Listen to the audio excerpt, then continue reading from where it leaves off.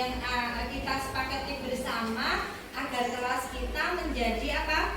Menjadi tenang, nyaman, indah, rapi. Ya, apapun yang kalian rasakan, yang ingin kalian ungkapkan, nanti diungkapkan di tulisan ini, ditulis di sini, ya. Dan nanti kita sepakati untuk menjadi apa? Kalau dulu anak-anak itu namanya tata tertib. Apa tata tertib? Pernah ya? Datang tepat waktu seperti itu ya.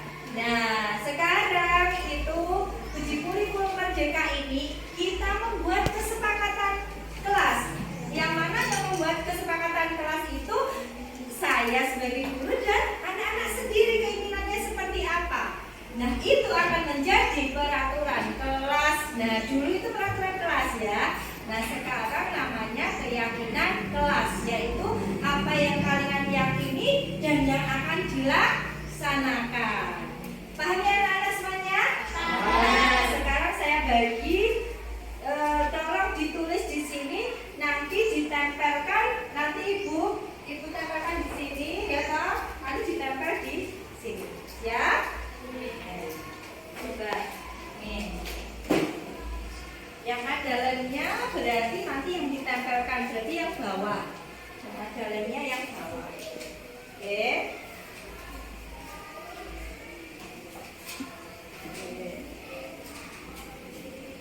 Nanti yang ada lemnya ya. Tulis ya. Oke.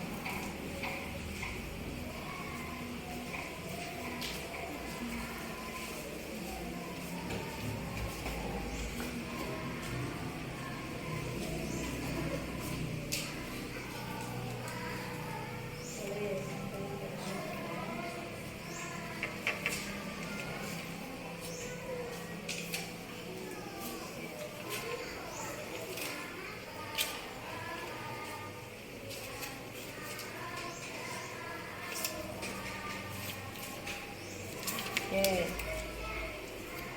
Ayo segera tulis.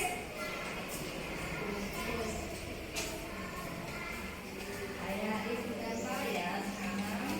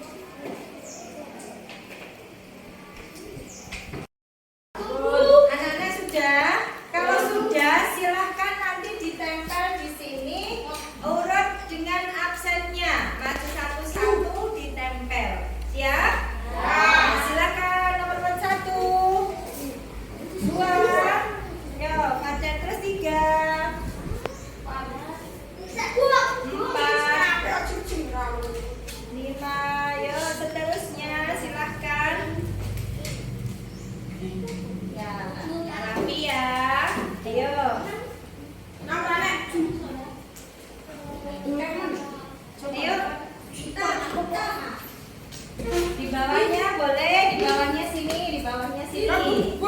Ya.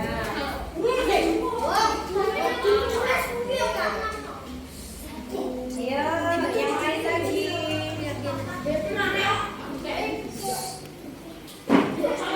Ayo, segera duduk kembali.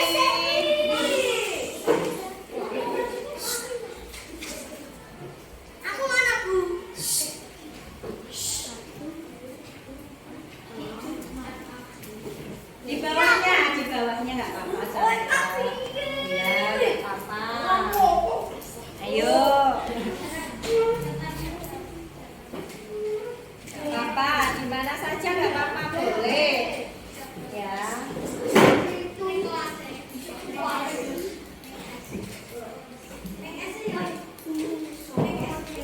Oke, baik. Semuanya sudah ya? Sudah? Coba Ibu baca sekarang nomor 1. Berpakaian rapi. Ya, setuju? Berarti pakaiannya setiap hari harus rapi.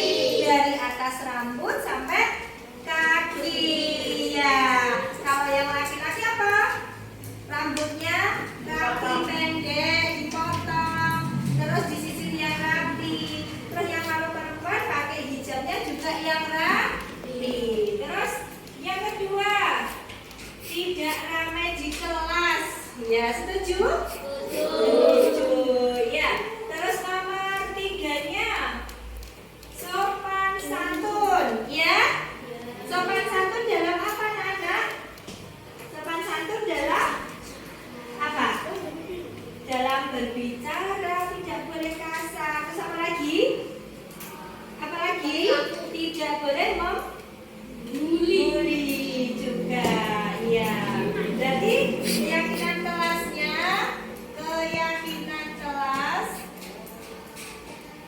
kelas yang disetujui. Yang pertama apa tadi? Berpakaian rapi. Terus apa lagi?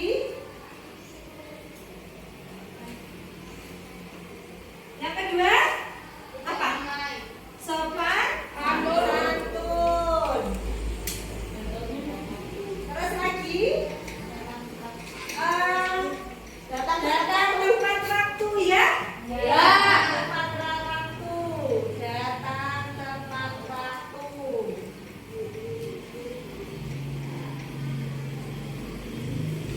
Ya. Terus yang keempat, ini datang tepat waktu. Saling menghormati dan menghargai. Dalam hal apa? Kalau makan dan minum juga tidak boleh di dalam kelas. Menghormati yang sedang belajar. Terus apa lagi? Tidak boleh membuli. Nah, itu tadi. Tidak boleh membuli apa? Nama ayahnya. Tidak boleh membuli apa? Secara fisik maupun mentalnya. Ya. Apa tadi? Saling menghormati dan menghargai. Ya, ditulis di sini ya berarti ya. Nah, nanti ini lebih tepatnya anak-anak yang besar. Terus yang kelima apa? Sopan santun sudah. Terus apa lagi? Tertib saat pelajaran. Tertib saat pelajaran. Nah, terus apa lagi? Iya, disiplin dalam mengerjakan tugas. Disiplin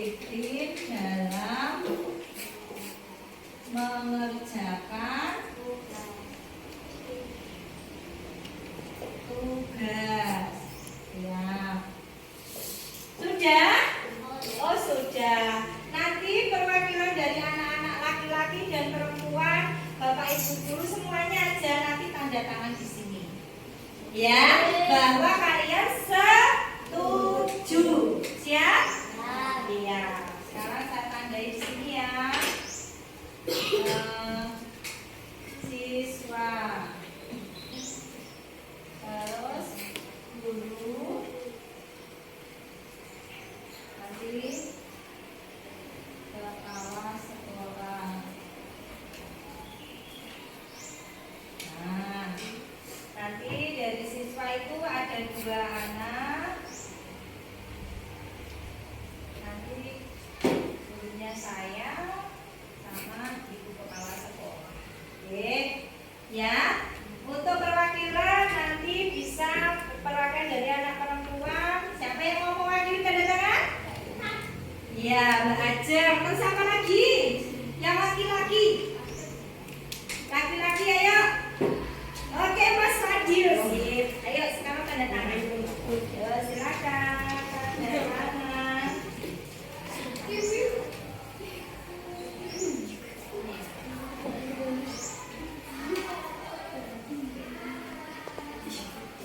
Tanda tangan. Ya. Oke. Saya juga tanda tangan ya.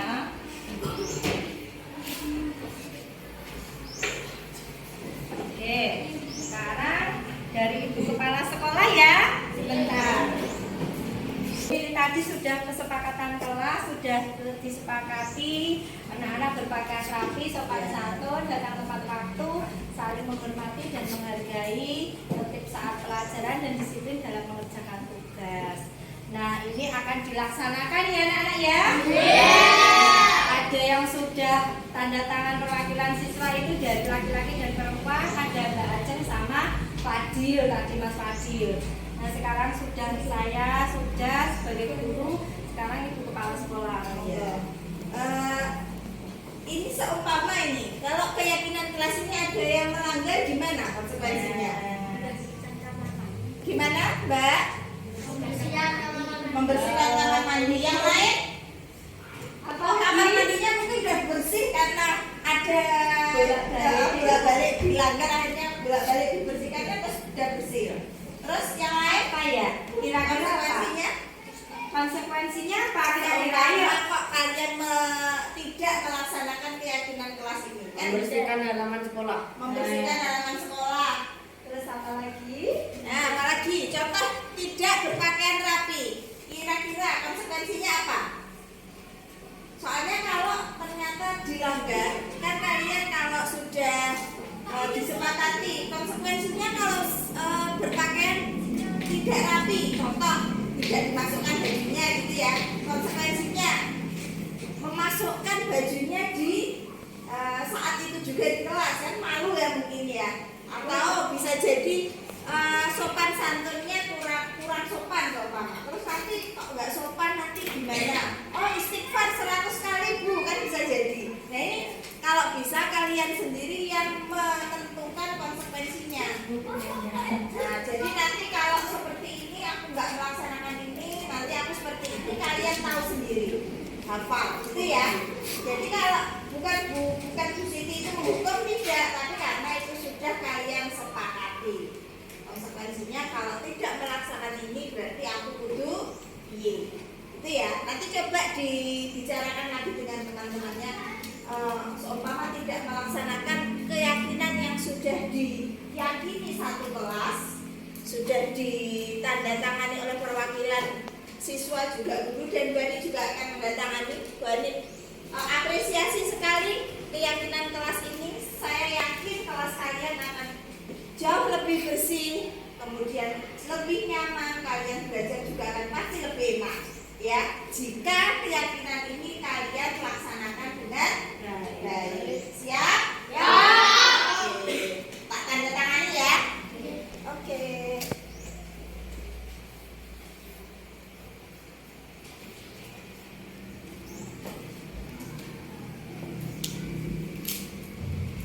Sopan santun, berpakaian rapi, saling menghormati dan menghargai. Oke.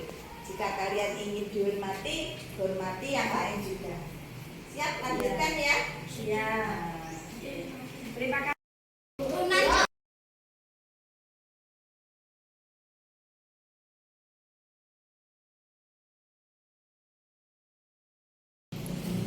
Bismillahirrahmanirrahim. Assalamualaikum warahmatullahi wabarakatuh. Alhamdulillahirrahmanirrahim.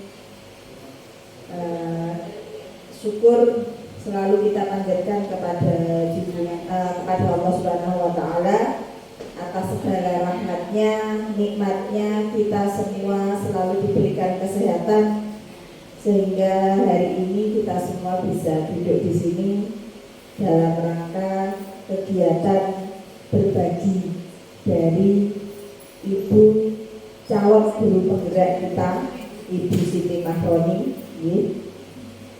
Semoga kita semua dengan keluarga kita semua diberikan sehat dan lancar nanti sampai selesai acara hari ini kita mendapatkan manfaat yang banyak. Yang kedua, sholawat serta salam senantiasa kita curahkan kepada junjungan kita Nabi Agung Muhammad Sallallahu Alaihi Wasallam. Semoga kita diberikan syafaatnya di yaumil akhir nanti. Amin. Bapak Ibu, hari ini kita berkumpul di ruangan ini utamanya adalah untuk memberikan kesempatan kepada Ibu Siti Mahroni membagikan apa yang beliau dapatkan dari pendidikan guru penggerak.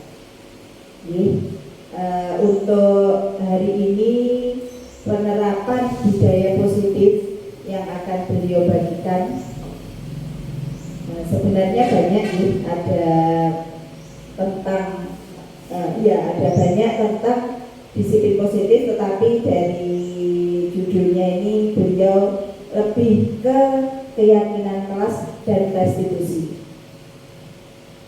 Jadi kalau yang zaman dahulu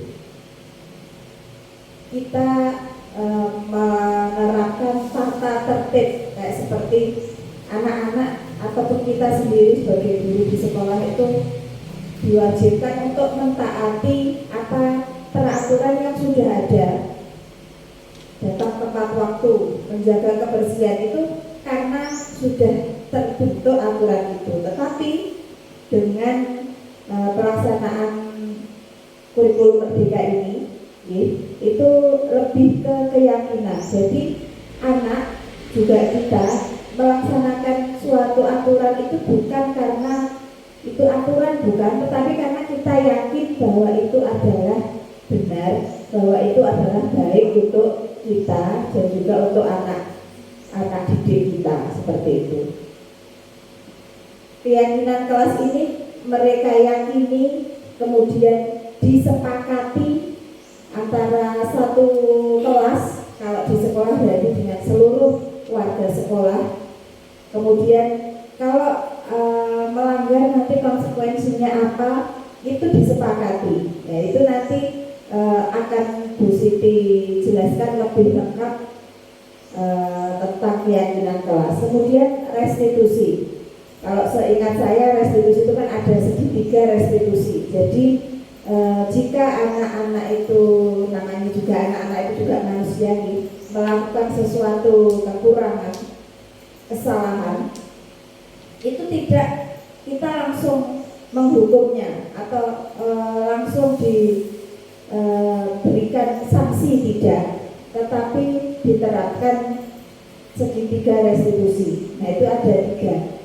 Nanti apa saja kita dengarkan dari beliau Bu Siti untuk membagikan yang beliau dapatkan di pendidikan guru penggerak. Jadi pendidikan guru penggerak ini menurut saya memang penting. Semoga nanti yang lain bisa mendaftar, bisa mendapatkan kesempatan yang sama untuk mendapatkan pendidikan guru penggerak di angkatan selanjutnya. Jadi kalau biasanya diklat itu lebih ke kompetensi profesional kita sebagai guru, kalau di guru penggerak menurut saya itu lebih ke yang 3 kompetensi yang lain. Jadi mulai dari kepribadian guru, kemudian sosial guru, kemudian pedagogi. Jadi ada 3 kompetensi yang dikuatkan di pendidikan guru penggerak ini. Namun tidak hanya itu, masih ada bonusnya. Dari 3, selain 3 kompetensi ini, kompetensi profesionalnya juga ikut terbawa, seperti kemampuan IT. Nah, kita lihat Bu Siti ini sudah membuat Canva, membuat slide itu sudah menarik, lebih meningkat daripada sebelum mengikuti guru penggerak itu secara IT. Kemudian dari speaking kemampuan untuk tampil di depan ini nanti juga secara tidak langsung nanti juga digembleng juga, karena dengan beliau membagikan apa yang beliau dapatkan itu juga mengajarkan beliau untuk tampil di depan guru-guru yang lain, dan nantinya juga mungkin tidak hanya di sekolah tapi juga di komunitas yang lain seperti itu. Oke, monggo kepada Bu Siti saya sepenuhnya kami serahkan, waktunya secukupnya untuk membagikan apa yang jenengan dapatkan di guru penggerak. Insya Allah Bapak Ibu guru dengan senang hati mendengarkan, kemudian semoga nanti tidak hanya selesai acara ini tidak, tetapi semuanya bisa dibawa dalam kelas masing-masing dan berdampak baik kepada pembelajaran utamanya di SDN Jambangan 4 ini.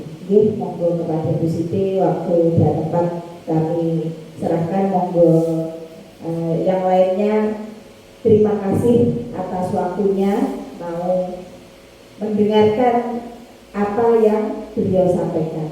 Dari saya secukupnya, mohon maaf jika ada kurangnya. Bila taufiq wal hidayah. Wassalamualaikum warahmatullahi wabarakatuh.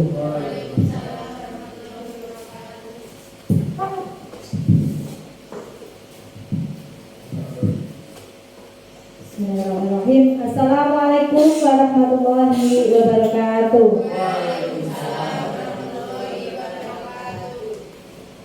Terima kasih kepada Ibu Kepala Sekolah, Ibu Ani, sudah memberikan waktu kepada saya untuk menyampaikan sedikit ilmu yang saya dapatkan. Insya Allah akan bermanfaat bagi saya dan juga Bapak Ibu guru semua, khususnya dan secara umum SDN Jambangan 4. Pertama-tama marilah kita panjatkan rasa puji syukur hadirat Allah Subhanahu wa taala yang mana pada siang hari ini yang di saat seharusnya Bapak Ibu guru bisa beristirahat, alhamdulillah kita diberikan kesehatan, keselamatan untuk acara penyampaian atau sharing apa yang saya dapatkan di guru penggerak di angkatan 9 ini. Sholawat dan salam tak lupa selalu kita panjatkan kehadirat Kanjeng Nabi Muhammad Sallallahu Alaihi Wasallam yang mana syafaatnya kita nantikan di yaumul akhir nanti. Kepada Ibu Kepala Sekolah Bu Ani, terima kasih sudah menjadwalkan saya hari ini untuk bisa sharing penerapan tentang keyakinan kelas dan restitusi sebagai implementasi budaya positif di SDN Jambangan 4 Kecamatan Paron. Hari ini sedikit sharing untuk penerapan keyakinan kelas dan restitusi. Penerapan keyakinan kelas dan restitusi itu adalah 2 dari 8 konsep inti budaya positif yang semuanya bila dijelaskan itu sangat panjang dan lebar, dan saya memang betul-betul mendapatkan ilmu itu luar biasa. Di guru penggerak itu memang ilmunya sangat luar biasa bagi saya, karena sebelumnya saya memang ilmu seperti ini belum pernah saya dapatkan di bangku kuliah, ya. Apalagi sekarang dituntut tak mau tidak mau itu IT itu harus menguasai, dan itu memang mau tidak mau di guru penggerak untuk bisa dan lebih belajar lagi. Alhamdulillah sebelumnya saya males Bu, untuk Canva, untuk PowerPoint. Sekarang alhamdulillah saya lebih, karena tugas-tugas banyak, jadi saya bisa menjalankan itu dan bisa mempelajarinya dengan baik. Konsep inti budaya positif yang pertama adalah perubahan paradigma belajar, motivasi perilaku manusia, disiplin positif, posisi kontrol guru, nilai-nilai kebajikan, keyakinan kelas, kebutuhan dasar manusia, dan segitiga restitusi. Pembelajaran dengan paradigma baru, bahwa dulu kurikulum kita masih yang lama. Nah, pembelajaran dengan paradigma baru ini merupakan pembelajaran yang dirancang berdasarkan prinsip pembelajaran berdiferensiasi, sehingga para siswa itu bisa belajar sesuai dengan kebutuhannya berdasarkan tahap perkembangannya sesuai teori psikologis modern untuk mewujudkan profil pelajar Pancasila. Miskonsepsi tentang teori kontrol, guru itu ilusinya guru mengontrol murid. Ilusinya bahwa semua menginspirasi positif, efektif, dan bermanfaat. Ilusi bahwa kritis dan membuat rasa bersalah itu mampu menguatkan karakter, dan itu juga ilusi bahwa seorang dewasa itu berhak memaksa. Nah, seperti itu. Sambil berduduk saja biar kelihatan.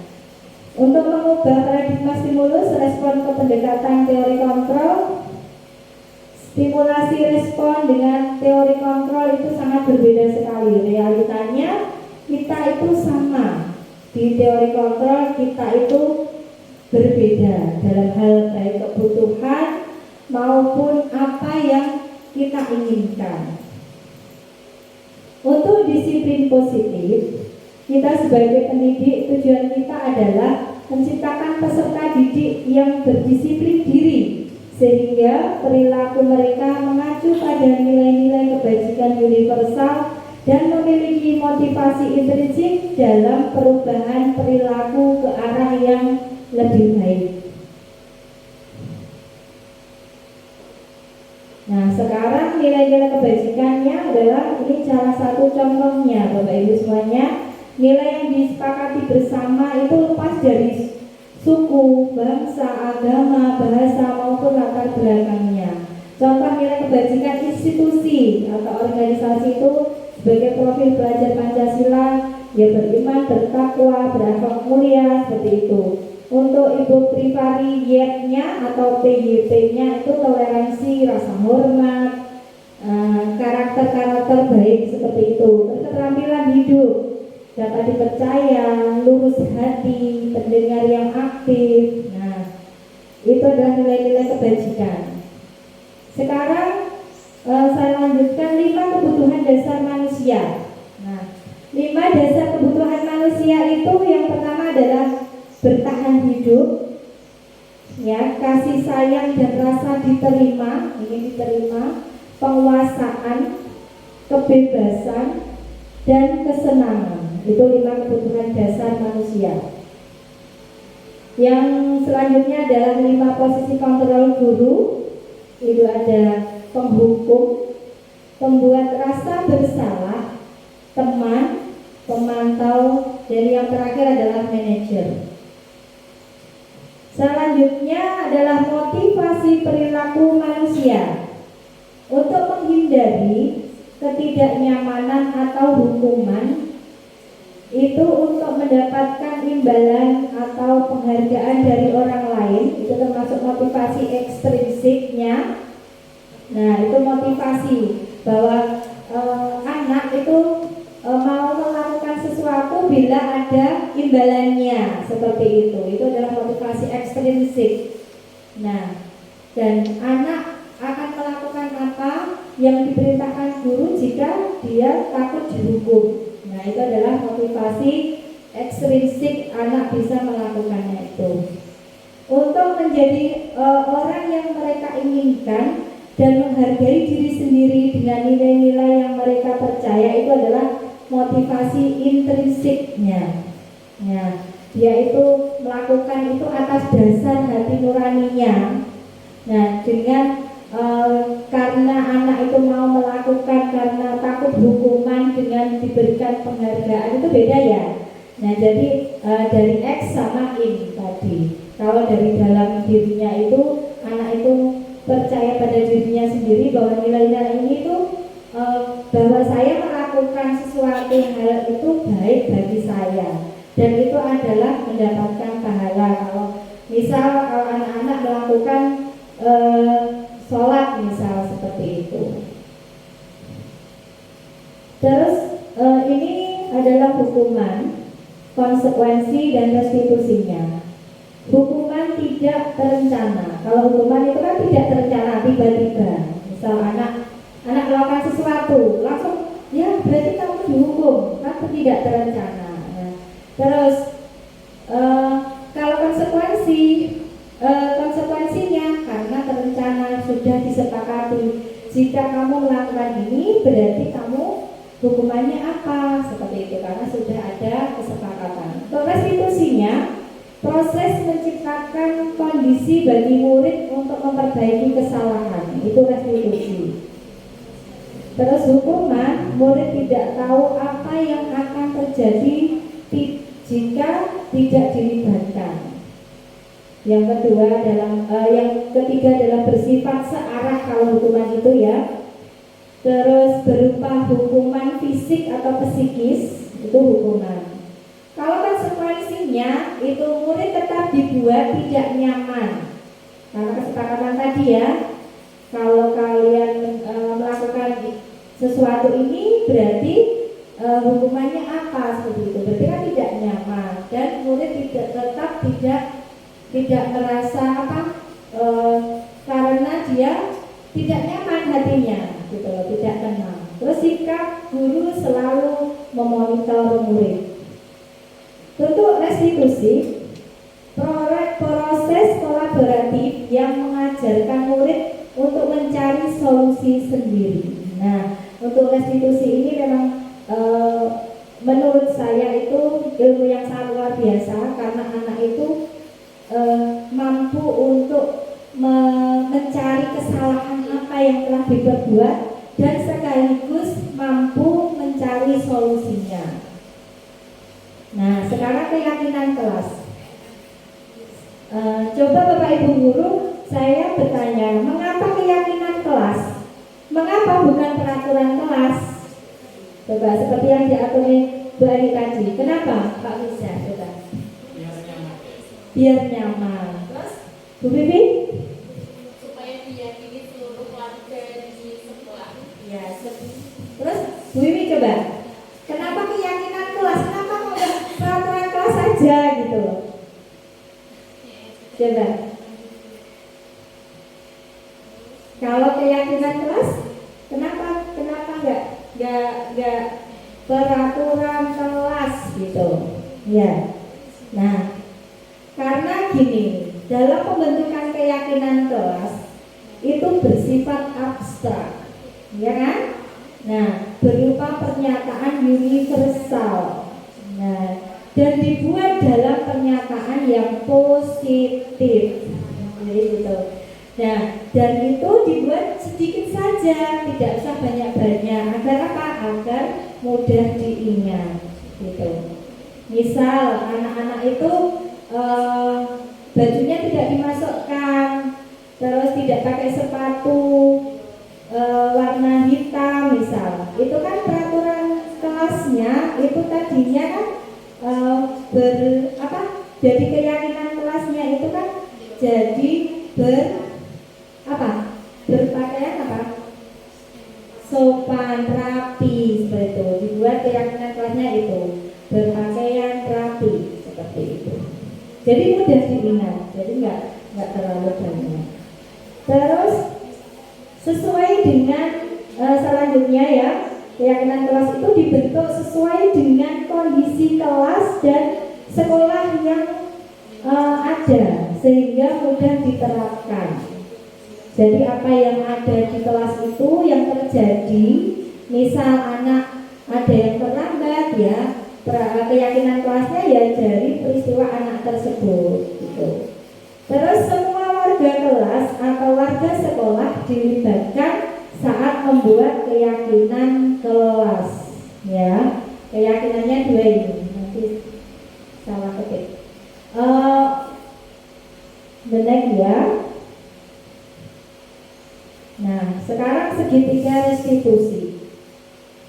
Apa ya segitiga restitusi itu? Adalah suatu proses dialog yang dijalankan oleh guru agar dapat menghasilkan murid yang mandiri dan bertanggung jawab. Nah, segitiga restitusi itu adalah ada 3 seperti yang sudah diaturnya Ibu Ani tadi. Yang pertama adalah menstabilkan identitas. Ya, berdasarkan prinsip kesalahan adalah bagian dari proses pembelajaran. Nah, itu menstabilkan identitas. Nah, itu bisa dengan kalimat berbuat salah itu wajar.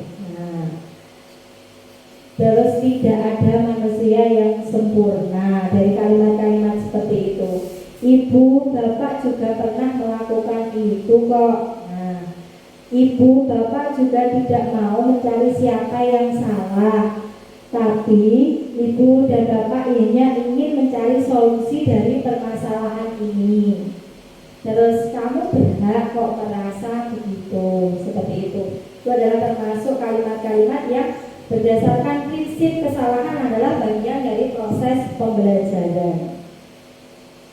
Yang kedua adalah validasi tindakan salah. Nah, validasi tindakan salah ini adalah berdasarkan prinsip setiap perilaku berupaya memenuhi suatu kebutuhan tertentu. Nah, berdasarkan prinsip setiap perilaku berupaya memenuhi suatu kebutuhan tertentu ini bisa dapat atau dengan kalimat-kalimat seperti ini. Kamu pasti punya alasan mengapa melakukan hal itu. Nah, coba. Padahal kamu bisa melakukan lebih buruk dari ini ya, gitu. Terus kamu patut bangga karena telah melindungi sesuatu yang penting buatmu. Terus lagi, kamu melakukannya karena mempertahankan sesuatu yang penting bagimu. Nah, terus yang ketiga, menanyakan keyakinan. Setelah tadi memvalidasi tindakan yang salah, setelah dari kalimat tersebut tindakannya seperti apa untuk restitusi? Ya, berdasarkan prinsip teori kontrol bahwa pada dasarnya kita termotivasi secara intrinsik. Ya. Nah, itu bisa diungkapkan dengan kalimat apa keyakinan kelas yang kita sepakati, seperti itu tadi, karena sudah membuat keyakinan kelas. Terus nilai-nilai apa yang telah disepakati bersama? Terus lagi, seperti apa toh gambaran sebuah kelas yang ideal menurut kamu? Kamu menginginkan kelas yang seperti apa? Seperti itu.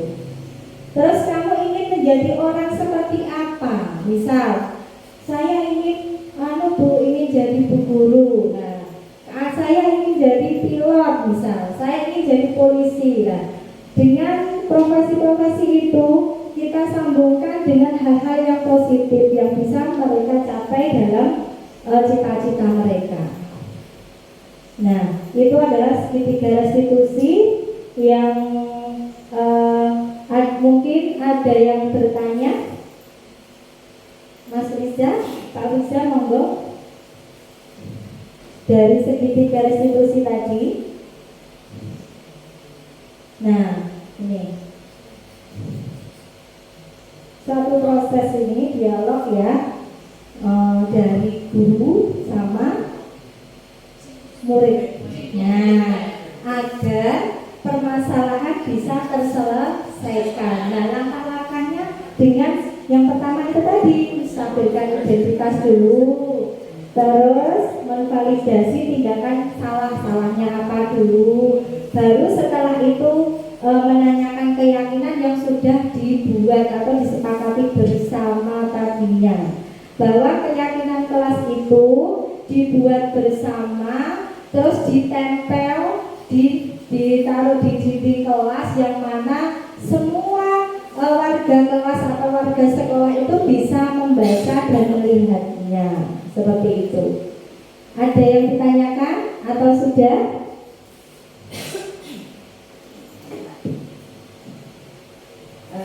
Ini yang lebih nggak apa ya, sambil bahas yang tadi. Tadi kan ada anak, dua anak tadi, Leo dan Ika, Ika kelas 6 tukaran. Sebagai contoh tadi saya berusaha sebenarnya melaksanakan itu. Pertama menanyakan, pertama satu-satu saya tanya, kemudian yang Eka saya tanya kenapa tadi ada apa, ceritanya gimana. Nah itu kita stabilkan identitasnya. Mungkin ya nggak apa, Bani juga pernah kalau namanya waktunya emosi itu terus akhirnya kadang kelepasan, nggak bisa mengontrol diri. Nah itu dia akhirnya kan terus merasa aku dingerteni gitu ya. Jadi tadi untuk memenuhi kebutuhan merasa merasa diakui dari kebutuhan manusia tadi. Jadi dari restitusi itu juga salah satu untuk memenuhi kebutuhan anak. Kebutuhan kalau dia itu dimengerti, kalau dia itu dianggap seperti itu. Kemudian setelah dia Bu, memang saya emosi karena si Leo itu ngomong terus. Saya ngomong apa, dia ngomong terus, dia sudah janji. Jadi akhirnya dia cerita bagaimana kronologi kejadian kok sampai akhirnya itu tukaran tadi. Kemudian setelah itu dari menstabilkan identitas, kita validasi tindakan yang salah. Kamu pasti punya alasan, nyapa kok tadi melakukan apa jongkok nih Leo tadi kenapa gitu. Akhirnya dia cerita karena gini saya gini dengan segala unek-uneknya dia. Kemudian setelah itu kita keyakinannya kita ingatkan. Kira-kira kalau seperti itu kamu benar atau enggak? Punya dia pengen menagih janjinya si Leo, katanya ngasih ini ternyata tidak diberikan. Seharusnya kan sudah pernah diberi itu malah harusnya kamu gimana? Saya harusnya kan berterima kasih.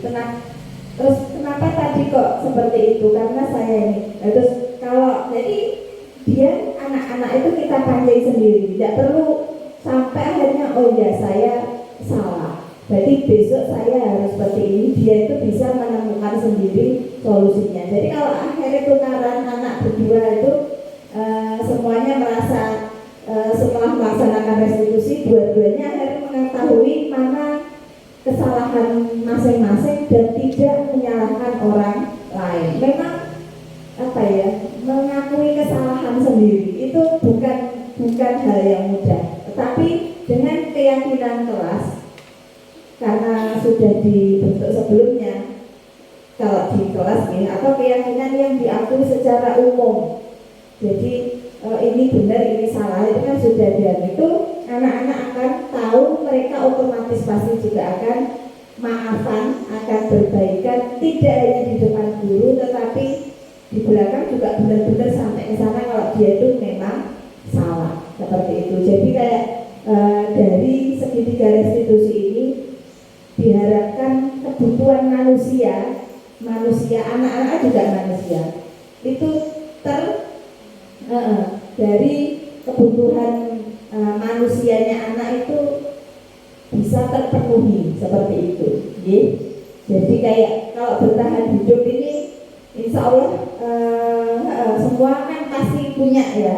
Kemudian kasih sayang dan rasa diterima, meskipun dia melakukan salah, dia itu merasa tetap disayang sama gurunya. Dia mau guruku itu mau mendengarkanku, guruku itu tetap mau menerima aku meskipun aku melakukan salah. Kemudian penguasaan itu dia merasa punya aku kan kelas 6 gitu ya, kelas 6 mosok kalah karo kelas 3. Jadi dia tetap meskipun dia itu salah, nanti lama-lama juga dia akan mengakui sendiri, tapi tidak mengganggu rasa berkuasanya dia, seperti itu. Kemudian kalau kebebasan, dia itu tetap bebas, jadi tidak maksudnya anak-anak itu melakukan sesuatu itu benar-benar kebebasan karena dia yakin tadi. Kemudian senang, itu anak-anak senang. Jadi kalau saya yang pasti itu anak-anak belajar itu harus yang pasti kesenangannya itu terpenuhi. Kalau anak-anak senang, hormonnya kesenangannya keluar, itu insya Allah materi atau pembelajaran atau nasihat yang kita berikan kepada mereka akan lebih mudah untuk diterima. Mungkin itu sedikit tambahan dari saya. Yang lain monggo mungkin bisa menceritakan pengalamannya merestitusi. Terima kasih Bu Ani telah melaksanakan restitusi. Yang tadi terjadi sebelum acara ini adalah Eka dan Leo yang terbakar di depan kantor. Terus akhirnya saya bawa ke kantor dan kebetulan Bu Ani ada dan ditengahi oleh beliau.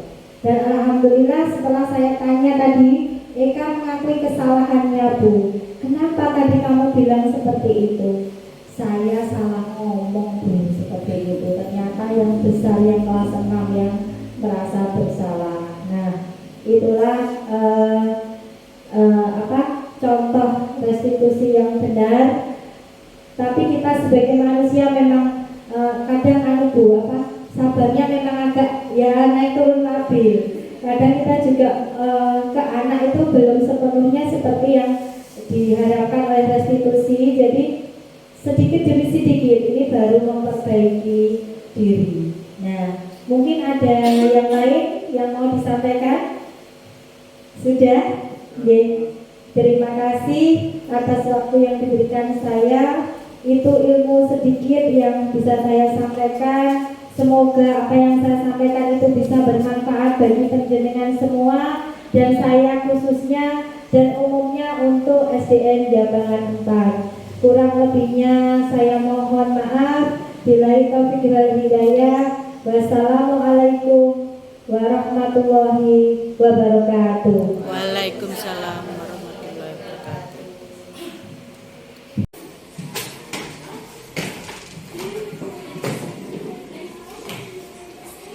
Kamu tahu kenapa ibu ganti?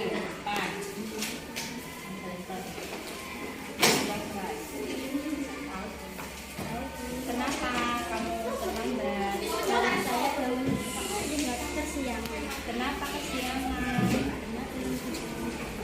Tidak dibangunkan ibu. Kenapa ibumu tidak membangunkan? Sudah terlanjur berangkat kerja, berarti kamu ditinggal. Terus kamu tadi saya berapa? Kamu kenapa kok kamu kesiangan setengah 7, Mas? Karena belum supaya tidak bersalah. Nah, terus apa yang sudah kamu langgar di keyakinan kelas? Iya. Terus konsekuensinya kalau Kak Rima tidak datang tepat waktu gimana? Oh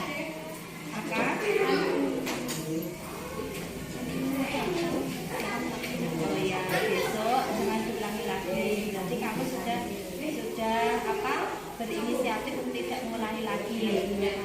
Dengan cara apa, Rima? Memasang alarm. Ya sudah, hari ini untuk sekali ini saya maafkan ya, tapi jangan diulangi lagi. Ya, lain kali pasang alarm dan bangun lebih pagi. Silahkan Rima tidur duduk lagi ke belakang mengikuti pelajaran dengan baik.